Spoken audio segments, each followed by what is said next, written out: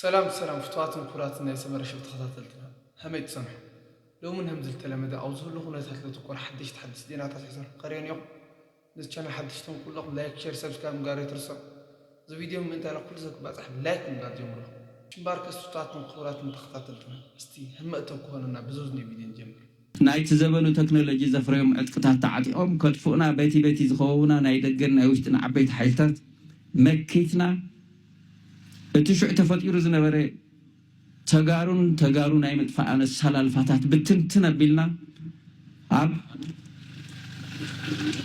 أب زوانا أب مع خلاي مبرا أب قرن أفريقيا حدشت السلا الفتاة حدشتي ناي السلا الفا لو تتاتن كموت زغورنا زي عالمنا ناي بوليتيكا تنتي فلطويم زي عالمنا ناي وتادرو تنتي أبمتي فلطويم نحنا بدم زي خنا استماعرون خلينا زي كنتنا خلينا بحق ناي بحق جن مختن ألسن ناي هلونا مختن ألسن في تجري أب زوانا أب كبابينا مسألة توضقنا ناي السلال فالو تساتك مسجيه أتي كلتشحن 10 سلستن تجارون مدفع أرض خبابين أتفطير زنبرن أي هاجرات السلالفة أيكون نزل الحجي خالي السلالفة يتفطير زل لو زد السلالفة زي ماني فطير و بمنتاي تفطيرو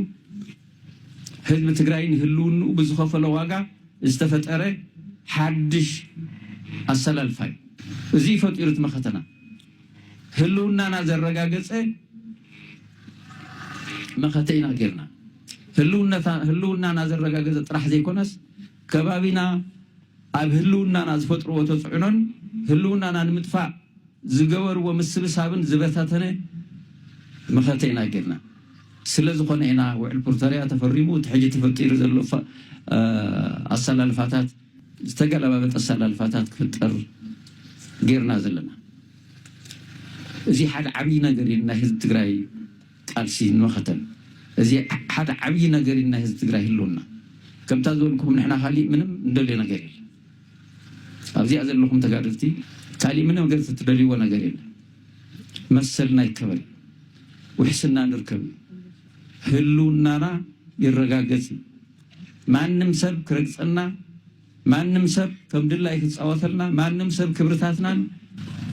መንነትናን ግሂሱ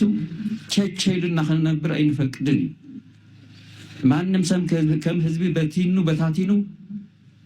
ከጥፈና አይንፈቅድን ለዚህ አይና በዚያ ዘለና በዚያ ዘለኩም ነዚያ ሰብ ከም እንስሳ ከነብር ይኽእል መንነቱ ተሓዲጉ ቋንቋ ባህሉ ታሪኹ ክብርታቱ ተሓዲጉ ከውድና መለጥራህ ኣብዝደለዮ ቦታ ተበቲኑ ህላውን ድሕንነትን ህዝብ ትግራይ ኣብ ሓደጋ ምህላው ስለዚ ህላውን ድሕንነትን ህዝብ ትግራይ ሕዚ ሕገ ውፂኻ ውሑስ ምግባር ግቡእ ዝኾነሉ ኩነታት ኣለና ዝብል ግልጽ ዝኾነ ትርጉም ባዕሉ ስለዝህብ ናብ ፕሪያምብል ከይከድካ ናብ ካልእ ከይከድካ ወይ ብዙሕ ከይተመራመርካስ ባዕሉ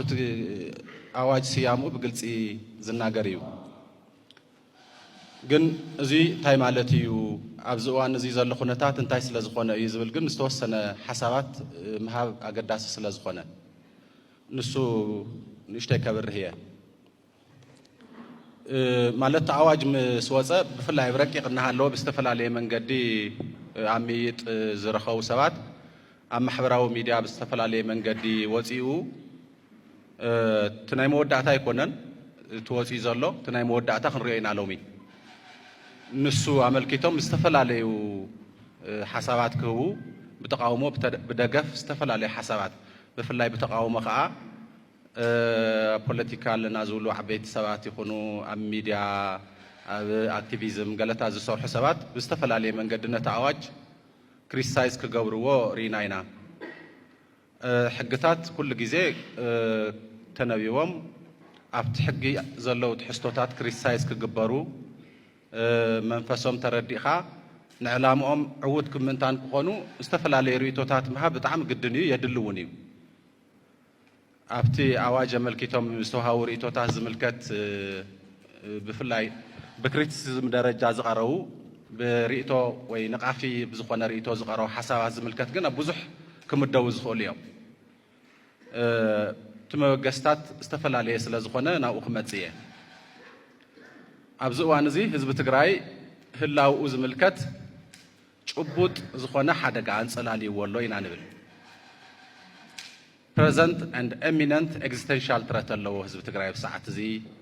ኢልና ኢና ንብገስ ነዚ መበገስ እዚ ብምግባር እዩ ዝኣዋጅ እዚ ወፂኡ ሓደ ህዝቢ ኣብ ዝኾነ ዓለም ማለት ኣብ ዘሎ ብዙሕ ሰብ ብሕጊ ቤት ትምህርቲ ዝሓለፈ እዩ ሕጊ ዝምልከት ኣብ ተግባር እናውዓለ ወይ እናተርጎመ ወይ ብኻሊእ እናኸሰሰ እናጻረየ እናተግበረ ዝውዕል ሰብ እዩ ስለዚ ሓደ ህዝቢ ኣብ ዝኾነ ከባቢ ህልውና ድሕንነቱ ናብ ሓደጋ ወዲቑ ዝበሃል መዓዝ እዩ ዝብል ሓዱሽ ነገር ኣይኮነን ግን ዝተወሰኑ ነገራት ዘኻኺረ ህዝቢ ትግራይ ብመንፅር እዞም ሓደ ህዝቢ ኣብ ሓደጋ ወዲቑ እዩ ዘብሉ ነገራት ከመይ ኢና ንሪኦ ዝብል ኣልዒለ ናብቲ ኣዋጅ ክመጽእ እየ ጥንቃቐ ንድሕንነት ትግራይ ሓያል መጠንቀቕታ ክብሎ ጥብቂ መጠንቀቕታ ንድሕንነት ትግራይ ማእኸሎም ኣብ ሽኸት ኣብ መጋለ ኣብ ካልዋን ኣብ ሰቆጣ ኣብ ዓዲ ጉደም ኣብ መቐለ ኣብ ሒዋነ ኣብ መኾኒ ጨርጨር ኣላማጣ ኮረም ማይጨው ነቕሰገን ኣብዚ ከባቢ ዘለዋ ከባብታትን ከተማታትን ገይሮም መራሕቲ ክቕንፅሉ ፍሉጣት ሰባት ክቕንፅሉ ኣብ ናይ ፍሉጣት ሰባትን ኣብ ናይ መራሕትን ገዛ ኮነ ዝርከብሉ ከባቢ ቡምባታት ክድርብዩ ራዕዲ ክፈጥሩ መጽናዕታት ክገብሩ መራሕቲ ኣበይ ይርከቡ ዝብል ኣበይ ይእከቡ ዝብል መጽናዕታት ገይሮም ናብ ኢንሳን ናብ ኒስን ሪፖርት ክገብሩ ካብ ታሕተዎት ክሳብ ላዕለዎት መራሕትን ተቓለስትን ክቕንፅሉ እዚዩ ማእኸል ዝገበረ ምድብ ተመዲቡሎ እዚዩ ብቐጥታ ካብ ዓፋር ዝረኸብናዮ እዩ ኣብ ዓፋር ካብ ዘለው ፍልፍላትና ዝረኸብናዮ እዩ ጥንቃቐ የድሊ ኢንተለጀንስ ምጥንኻር የድሊ ኦኬ ሕዚ the next step ናይ ሚድያን ዲፕሎማስን ውድቀትኩም ተተረዲእኩም the next step ኢንተለጀንስና ጠንካራ ክኾን ክኽእል ኣሎ ኢንተለጀንስ ማለት ማንም ተራ ሰብ ዝፈልጦ ንእከሊተይ እንዳወፁ 3 ግዜ ኣትዩ እከለ 4 ግዜ ኣትዩ እከለ እንዳበሉ ዝገልፅዎ ይኮነ ኢንተለጀንስ ዘይንካ እዩ ናይ ትግራይ ኢንተለጀንስ ውሕሉል ምሽጥራዊ ጽኑዕ በህዝባውነቱ ፍጹም ዘይብገር ህዝባዊ ሽኻሉ ዘይነቅል ሓይል ክኾን ክኽእል ኣሎ ኣብ ዝኾነ ይኹን እሞ ኢንተለጀንስ ፕሬዚዳንት ዝምድቦ ክኸውን ኣነ ይደልዩ ኣነ ከም ናተይ ስጀሽን ናይ ኢንተለጀንስ መራሒ ፕሬዚዳንት ተዘይምድቦ ቤት ምኽሪ እንተዘፅድቐሉ ዘልዕሎ እውን ቤት ምኽሪ ዘውርዶ እውን ቤት ምኽሪ እንተዝኾን ሽምባር ከስፍታትን ኩራትን ተኸታተልትና እስካብ ሕዚ ተጸኒሑ እዚ ቪድዮ ዝተወችኩም እኒአ ማለት እዩ ሰብስክራይብ ላይ ገይሮም ተሃሊኹም ሰብስክራይብ ጋር ይትርስዑ ሎም ዕለት ሓርናይ ቪድዮታት ዲያተር ምስ ነይሩ እስካብ ቀጻል ንጋነብለለኹም ሰናይ ጻንሒትኩም ኣለኩም ንምለን